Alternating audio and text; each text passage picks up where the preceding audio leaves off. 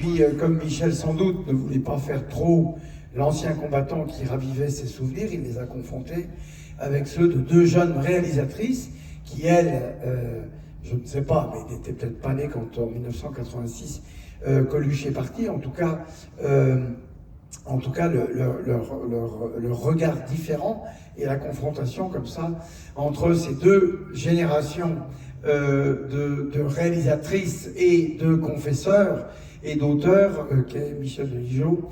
Je donne ce film très beau qu'on a décidé de montrer parce qu'il ne faut jamais cesser de parler de Coluche et de dire toutes les vertus de ce qu'il nous a appris, des leçons qu'il nous a données. D'abord, la première, qui est de pouvoir rire de tout ce qui s'est un peu perdu ces dernières années. Ben là, vous allez voir qu'à l'époque, c'est comme Éric Cantona, dont on a raconté la vie à travers un documentaire, c'était les années 90.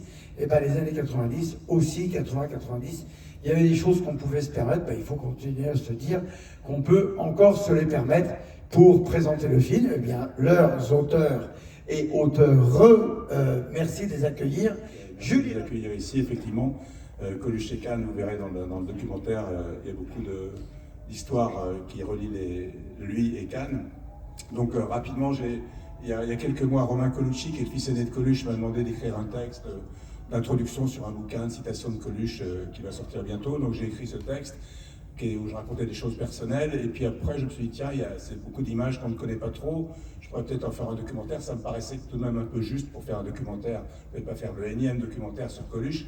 Donc ce qui m'intéressait, c'est d'avoir la vision d'aujourd'hui, la perception d'aujourd'hui, comme tu l'as dit, et donc j'ai demandé à beaucoup d'humoristes d'aujourd'hui, soit Jérôme Commandeur, Michael Youn, Jérémy Ferrari et d'autres, ceux qui étaient Coluche pour eux, et on se rend compte que Coluche compte beaucoup dans ce qu'ils sont devenus.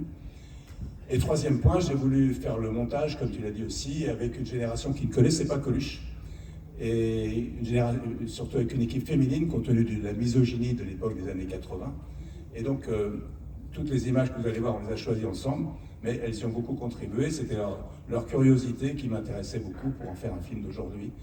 Voilà. Et donc, il y a beaucoup d'humour, mais l'humour, comme vous savez, c'est sérieux et on ne plaisante pas avec.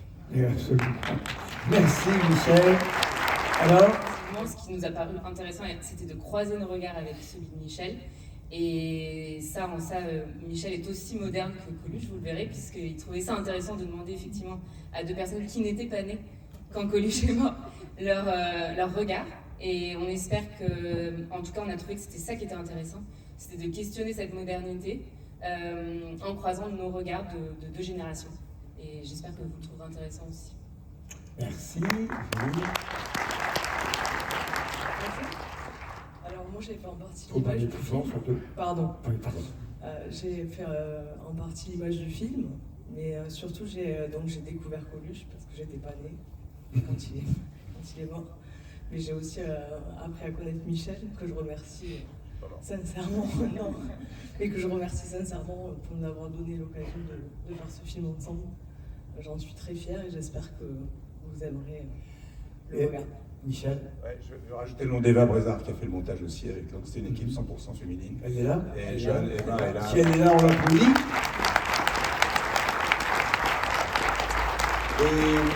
Et non, j'ai juste une dernière question à vous deux.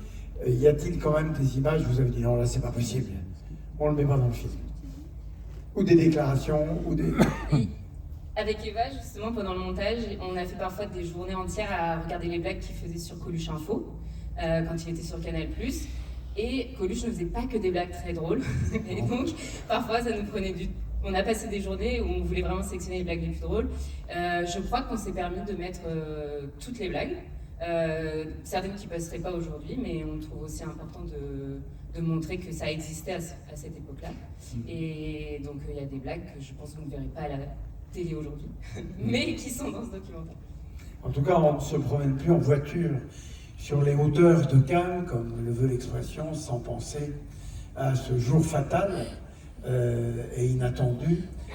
Mais du coup, l'ombre de Coluche est là, elle est là aussi sur ce festival. Michel est venu présenter un film sur la saga Berry, sur la saga Berry.